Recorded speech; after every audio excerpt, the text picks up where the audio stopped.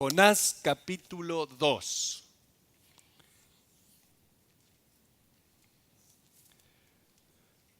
Va a ser un mensaje cortito hoy porque, vieron, tenemos la Santa Cena y también pasemos un tiempo en oración. Así que, Jonás capítulo 2. Para aquellos que no estuvieron aquí hace como 3 semanas cuando comenzamos a estudiar el libro del profeta Jonás, estudiamos el capítulo 1, así que voy a hacer un pequeño recuento del libro y del capítulo 1. Dijimos que Jonás profetizó bajo el rey Jeroboam II, o segundo, quien gobernó entre los años 793 y 753 antes de Cristo. O sea, más o menos para el mismo tiempo del profeta Isaías. ¿Qué más? O sea, 8 siglos antes del nacimiento de Jesús. Sabemos muy poco de Jonás aparte de este libro. Se lo menciona en el Antiguo Testamento, bueno, sabemos que Jesús lo menciona, pero en el Antiguo Testamento se menciona en Segunda de Reyes, capítulo 14, donde anuncia el cumplimiento de una profecía del Dios viviente que vino a través de Jonás, hijo de Amitai, profeta que fue de Gatefer. En el capítulo 1, versículo 1 y 2, leímos que vino palabra de Jehová a Jonás, hijo de Amitai, diciendo: levántate y ve a Nínive, aquella gran ciudad, y pregona contra ella porque ha subido su maldad delante de mí. Ese era el mandato de Dios para Jonás. Pero Jonás odiaba a los ninivitas. Nínive era la capital de Asiria y los asirios eran extremadamente criminales con las naciones que invadían. Jonás sabía eso y los odiaba y se rehusó a obedecer la orden de Dios. Y tratando de escapar al llamado del Señor, se subió a un barco que iba en dirección totalmente opuesta a Nínive. Luego en el capítulo 1 leímos que Dios hizo levantar un viento tan fuerte que pensaron que la nave donde viajaba Jonás se partía en dos, mientras Jonás dormía en la parte de abajo de la nave. Los tripulantes del barco se dieron cuenta que algo raro había en él y obviamente lo confrontaron. Jonás les confesó que en realidad él era el problema por haber desobedecido a Dios y que debían echarlo fuera del barco, al agua, en el medio del mar. Y después de un tiempo de orar, dice la Biblia, a cada uno de sus dioses diferentes, los tripulantes del barco hicieron caso y dice que lo tomaron. Y en el versículo 15 del capítulo 1 leemos: y tomaron a Jonás y lo echaron al mar, y el mar se aquietó de su furor. Y temieron aquellos hombres a Jehová con gran temor, y ofrecieron sacrificio a Jehová e hicieron votos. Pero Jehová tenía preparado un gran pez que tragase a Jonás, y estuvo Jonás en el vientre del pez 3 días y 3 noches. Y en el capítulo 2, en Jonás capítulo 2, continuamos leyendo. Dice, o sea, estaba en el vientre del pez 3 días y 3 noches. Dice en el capítulo 2, versículo 1, entonces oró Jonás a Jehová, su Dios, desde el vientre del pez. Jonás debió haber sido un hombre muy cabeza dura, muy terco. Esperó 3 días y 3 noches antes de comenzar a orar. Jonás estaba determinado a no llevar el evangelio a los ninivitas, a los gentiles, y trató de escapar, pero no pudo. Y dijo en versículo 2, invoqué en mi angustia a Jehová y él me oyó. Desde el seno del Seol clamé y mi voz oíste. Me echaste a lo profundo en medio de los mares y me rodeó la corriente. Todas tus ondas y tus olas pasaron sobre mí. Y es interesante que la mayor parte de la oración, de esta oración que ora Jonás, la encontramos en los Salmos. Jonás evidentemente tenía un muy buen conocimiento de los Salmos, porque su oración la podemos encontrar en los Salmos. Pero triste que no tomara el Salmo 139, porque podría haberse salvado de los problemas desde el comienzo, porque hubiese sabido que no hay forma de escapar de la presencia de Dios, ¿no? En el Salmo 139 el salmista dice, si tomase las alas del alba y habitar en el extremo del mar, aún allí me guiará tu mano y me asirá tu diestra. No hay manera de escaparse de Dios. Jonás conocía los salmos, los conocía bien, porque los cita en su oración. Pero es interesante cómo muchas veces nosotros mismos pasamos por alto las cosas importantes. Nos olvidamos de las escrituras importantes que nos muestran de antemano las locuras que estamos por cometer. Nos olvidamos de esas escrituras y cometemos los errores igual. Versículo 4, entonces dije, desechado soy de delante de tus ojos, mas aún veré tu santo templo. Recuerdan que estaba en el vientre del gran pez, y desde ahí ve su santo templo, dice. Ahora, ¿recuerdan cuando Salomón estaba dedicando el templo? Salomón dijo, Señor, si tu pueblo está en problemas, si ellos son llevados cautivos por el enemigo a tierras extrañas o donde fuera, y se volvieren al templo para orar, escúchalos desde tu lugar en el cielo y responde sus oraciones. Eso está en 2 de Crónicas, capítulo 6. Ahora la pregunta, Jonás estaba dentro del pez. ¿Cómo sabía Jonás en qué dirección estaba el templo? La verdad yo no lo sé. Estoy seguro que estando allí dentro no tenía ningún sentido de orientación, estaría todo mareado. Pero obviamente se dirige a donde él pensaba que era la dirección del templo para orar al Señor. Desechado soy de delante de tus ojos, mas aún veré tu santo templo. Las aguas me rodearon hasta el alma. Rodéome el abismo, el alga se enredó a mi cabeza, descendí a los cimientos de los montes. Estaba flotando y yendo de un lado para otro con las algas del mar enredadas en su cabeza. Me imagino cada vez más oscuro, dice que se iba para abajo y luego saliendo a la superficie. Qué experiencia miserable con todo ese movimiento, ¿no?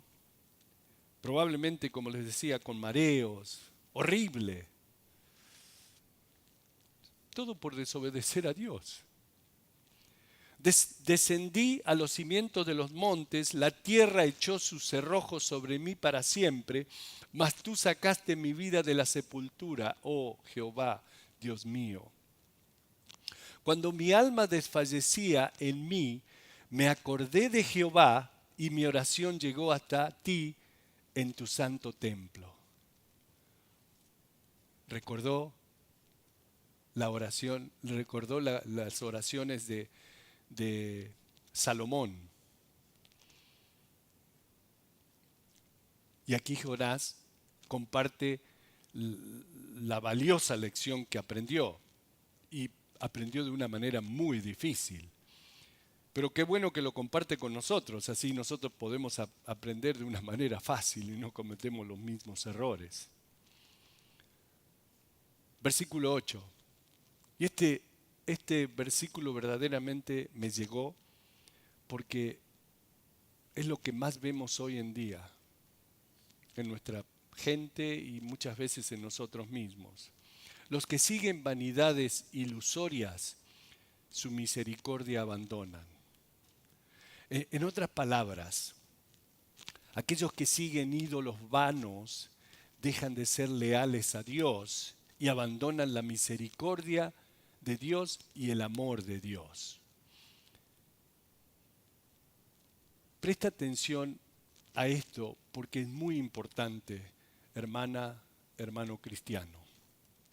Si estás siguiendo la decepción o una mentira, solo lo estás haciendo más difícil para ti. Y estás escapando de lo que es mejor para ti. Es una mentira pensar que tú sabes más de y para tu propia vida que Dios. Es una mentira que pienses que puedes encontrar la felicidad separado de Dios. Es una mentira pensar que puedes escapar de Dios o del llamado de Dios o de la presencia de Dios.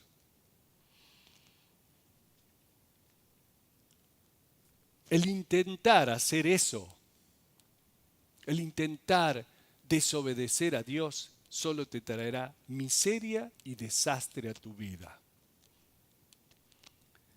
Porque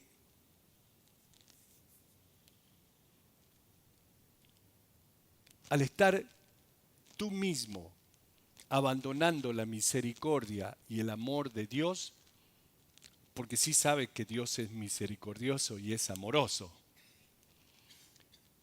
y lo que sea que Dios tenga en mente para ti es lo mejor que pudiera pasarte, a pesar de que muchos piensen que no es así. Tal vez Dios te está llamando para algo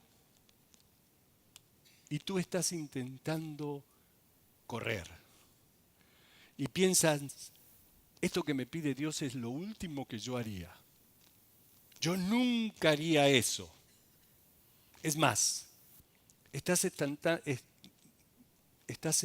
intentando escapar porque tienes miedo que para hacer lo que Dios quiere que hagas significaría el privarte de todas esas cosas que ahora disfrutas. Cosas. Y piensas, yo no puedo hacer eso y no quiero hacer eso. E intentas escapar del llamado de Dios. Al hacer eso, realmente estás huyendo de lo mejor que pudiera sucederte, porque estás huyendo de la voluntad de Dios. Jonás dice, los que siguen vanidades ilusorias, su misericordia abandonan. En realidad, al hacer eso, al ser desobediente a Dios, estás creando un infierno, una miseria de tu propia creación. Porque desde tu propia necedad piensas que sabes más que Dios en lo que es bueno para ti. Eso, al hacer eso, te aleja del compañerismo con Dios. Y al estar fuera del compañerismo con Dios, es el infierno mismo. ¿Recuerdan a Jesús en la cruz? ¿Por qué me abandonaste? Era lo que más le dolía. Cuando Él recibió el pecado del mundo, fue separado de Dios. Y era el dolor más grande que tenía Jesús. Nosotros no entendemos el significado verdadero de eso. Y esa separación de Dios viene cuando hay pecado, cuando hay desobediencia. Y muchas veces no nos damos cuenta. Y pensar en estar sin el compañerismo de Dios eternamente. Eso es inconcebible. Y mucha gente que hoy está en pecado, está separada de Dios. Mas yo con voz de alabanza te ofreceré sacrificios. Esto también me es interesante a mí, porque Jonás no podía ofrecer al Señor un sacrificio de animal como ellos ofrecían desde donde estaba, ¿no? No podía hacer un fuego y ofrecer un sacrificio allí desde dentro del pez. Así que tiene que contentarse con ofrecer a Dios un sacrificio de acción de gracias, simplemente. Pero ¿saben una cosa? Esa es la ofrenda que se nos anima a ofrecer a Dios en el Nuevo Testamento. No más sacrificio de animales. En el libro de Hebreos, ofrecer a Dios la gratitud de alabanza a Él, el cual es el sacrificio que es aceptado por Dios. La obediencia. Mas yo con voz de alabanza te ofreceré sacrificios, pagaré lo que prometí. Evidentemente Jonás dijo, Señor, me rindo, ok, voy a Nínive, pagaré lo que prometí. Y luego el reconocimiento. Me encanta esto, llegar a ese reconocimiento. Después de haberse negado, después de haber tomado un barco que iba para el otro lado, cuando el Señor lo mandó a predicar la palabra de Dios, a un lugar donde él no quería, odiaba a esa gente. Pero Dios le dijo, porque Dios es amoroso y quiere que nadie se pierda, sino que todos vengan al arrepentimiento, incluso aquellos que nosotros odiamos. Que muchas veces el Señor nos dice, ok, ve ahí, ve a esos, a la familia de fulano, de mengano. Eso que me han dicho aleluya, que me vacilan, que me invitan tequila cuando voy a la casa y que me quieren hacer caer. A esos. Este Jonás dice, sálvalo tú, Señor. Ni tampoco que lo salves tú. Las salvaciones de Jehová, dice. Las salvaciones de Jehová. Y mandó Jehová al pez y vomitó a Jonás en tierra. Qué importante lección para aprender. Hermanos, para aquellos que vienen de iglesias o de denominaciones donde todo se trata de lo que nosotros hacemos, de nuestras obras, de nuestras buenas obras. No se trata de eso. La salvación es de Dios. La salvación es de Jehová. No es de mis propios esfuerzos. ¿Saben? Traté por mucho tiempo con mis supuestas buenas obras y mis esfuerzos ser agradable a Dios. Pero qué día glorioso cuando aprendí la lección que Jonás aprendió dentro del vientre del pez. Las salvaciones de Jehová. Aprendí que después de muchas experiencias amargas, de fracasos, tratando de yo hacer lo correcto y viviendo en una experiencia cristiana de yo-yo, para arriba y para abajo, como muchos, grandes alturas y tremendas profundidades, hasta que vino la verdad que Jonás descubrió allí, dentro del gran pez, las salvaciones del Señor, y comencé a dejar mi salvación con Él. No, que yo tengo que hacer. Qué glorioso día cuando determiné que tenía que terminar con mis esfuerzos y entré en el descanso del Señor. Qué maravilloso es entender eso. Fue uno de los días más felices en toda mi experiencia cristiana cuando Dios me enseñó esa verdad, que la salvación es del Señor. Y por eso estamos aquí, hermanos, hoy, compartiendo de la mesa del Señor. porque fue en esa cruz del Calvario que nosotros obtenemos nuestra salvación. Por esa sangre derramada allí en la cruz. Y Jesús dijo, hagan esto en memoria de mí. Y aquí estamos para compartir de su mesa.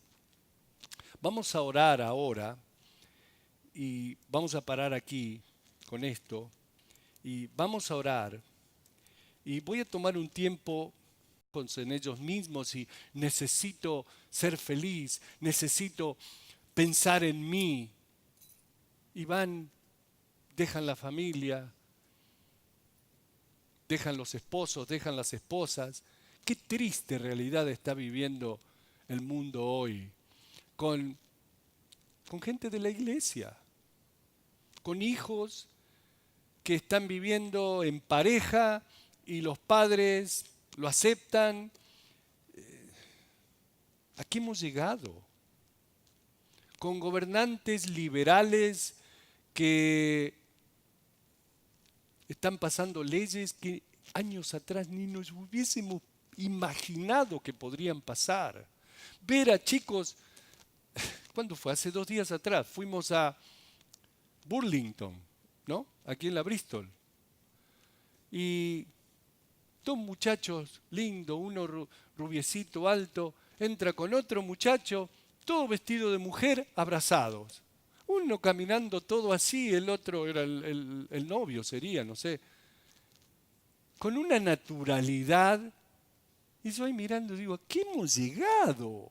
Claro, si las leyes en las escuelas hoy están pasando de que si crees que eres nena, ok, eres nena, y si crees que eres varón y te viste como, no importa cómo Dios te trajo al mundo.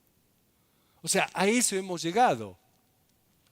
¿Qué va a pasar con nuestra juventud, con nuestros hijos, nuestros nietos, dentro de 5 o 10 años, cuando eso sea todo tan natural? Y es legal. Creo que tenemos que, nosotros en nuestros hogares, tenemos que orar para que Dios pare todo eso. Sabíamos que todo esto iba a pasar porque Jesús lo dijo cuando lleguemos a los tiempos de Noé, a esa degeneración. Bueno, ya estamos. ¿Cuánto más? Si Dios no juzga al mundo hoy, especialmente en nuestros países de Latinoamérica, están peor que aquí. Las leyes están peor que aquí. Si Dios no juzga, tiene que pedirle perdón a Sodoma y Gomorra, tiene que pedirle perdón a Noé y a toda la gente del tiempo de Noé, porque me duele ver lo que está pasando. El aborto. Mujeres que salen a la calle a votar pro aborto. ¿Qué les pasa? Me gustó lo que dijo alguien hoy, que tendrían que, todas las que están a favor del aborto, amarrarle las, no sé cómo se llama, para que no tengan hijos, así no abortan. Así no matan bebés. Pero no estoy enojado, ¿ok? Estoy re enojado. Oremos. Padre Celestial, perdónanos, Señor. Perdónanos porque la verdad ya no sabemos qué hacer. Sabemos que debemos orar, clamar a ti, Señor. Hagamos de cuenta que estamos en ese pez mirando hacia el templo, hacia tu santo templo, Señor, allá en el cielo, clamándote y pidiéndote por este mundo que vivimos, Señor. Padre, la verdad deseamos que regreses pronto. Nos duele ver a la familia cristiana, Padre, fallando como está fallando. Desobediente. Hombres que tienen el llamado de Dios a ir a servirte y están aplastados, están cómodos.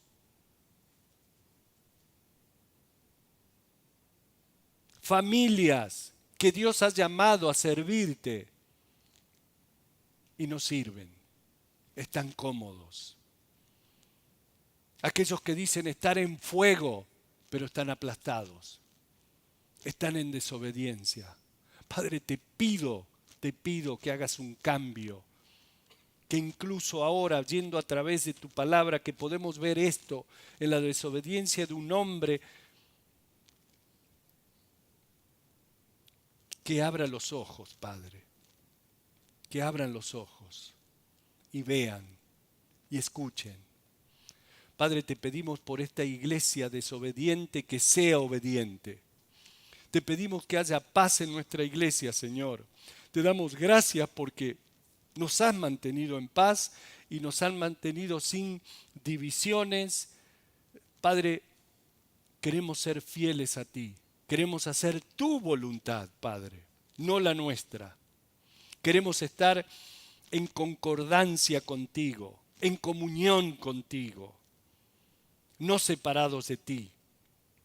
Padre, te pido por nuestros hogares, que el hombre sea el líder espiritual en el hogar, que la mujer sea la ayuda idónea, sean padres amorosos, pacientes con sus hijos. Padre, te pedimos por nuestros gobernantes. Padre, por esos liberales, te pedimos que los quites. Te damos gracias porque tenemos ahora vamos a tener un juez de la Corte Suprema, Señor, conservador. Que así sea, Señor, que sea elegido verdaderamente y votado para tener ese balance a favor de los conservadores, para que cambien las leyes liberales, Señor, por la educación en las escuelas, que paren toda esta aberración, Señor, y esa educación liberal, que están arruinando a nuestra juventud, están arruinando a nuestros hijos.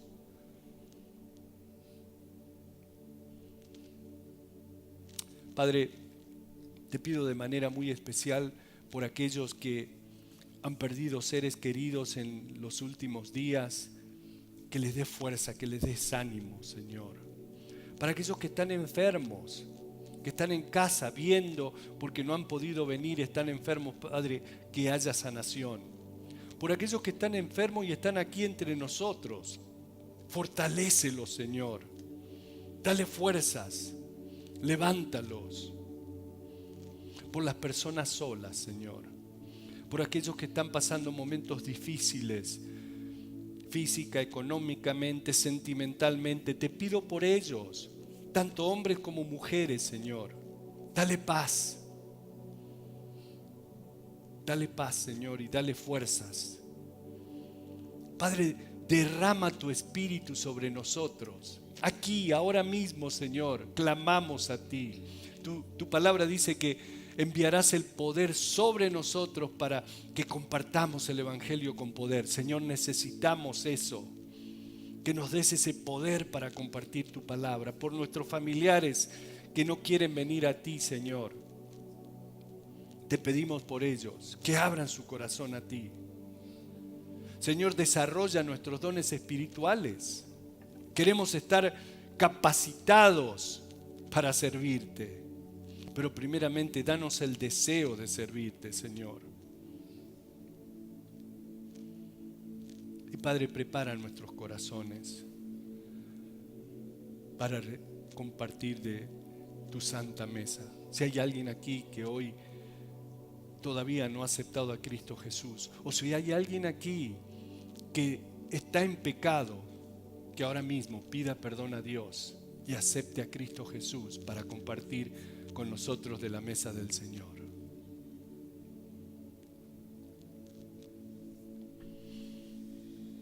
Padre Santo, Señor, te damos gracias, Señor, por ser tan misericordioso, Señor.